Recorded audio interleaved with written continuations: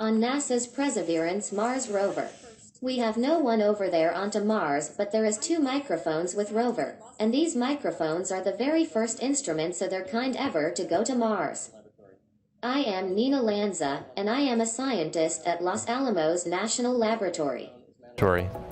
One of the microphones is mounted on the mast and moves around as we point the cameras.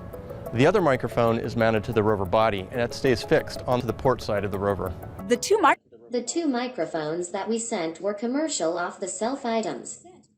So these are things that you could just buy on the internet and put these on our rover. Explore Mars and learn about the Martian environment. First, we can just learn about the atmosphere by understanding how sound propagates through it, but we can also listen to the sound of rover analyses on rocks and learn about rock material properties from that.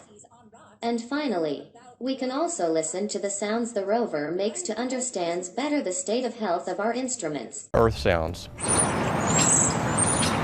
Sounds on Earth have very rich harmonics. You can hear multiple frequencies. It gives a really nice depth to the sound. On Mars, the atmosphere attenuates a lot of those higher frequencies, so you tend to hear the lower frequencies, and it's a much more isolated sound, a little more muted than the sounds we hear on Earth. We've put together a list of some of the sounds we've recorded on Mars to date, so let's take a listen. This is the sound of wind on Mars.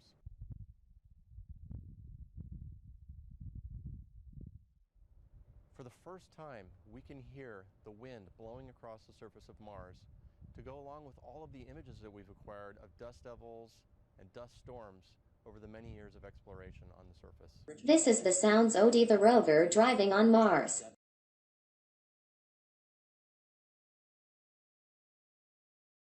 This sound might be a little bit weird, because it doesn't sound like a regular driving sound. It's because the rover's wheels are made by metal.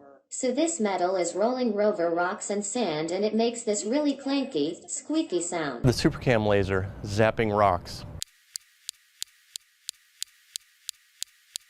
We've taken a lot of pictures of rocks that have been zapped by the SuperCam, the little marks in the rocks, and for the first time we can hear these laser shots. When it zaps a rock, it actually makes a sound. We can listen to that sound and learn something about the properties of the rock that we're analyzing. This is one of my absolute favorite sounds. This is the sound of a helicopter flying on Mars. We used this sound to actually understand the propagation of sound in general through the Martian atmosphere. And it turns out that we were totally wrong with our models. The Martian atmosphere can propagate sound a lot further than we thought it could. We've all seen these beautiful images that we get from Mars, but having sound to be able to add to those images, it makes me feel like I'm almost right there on the surface.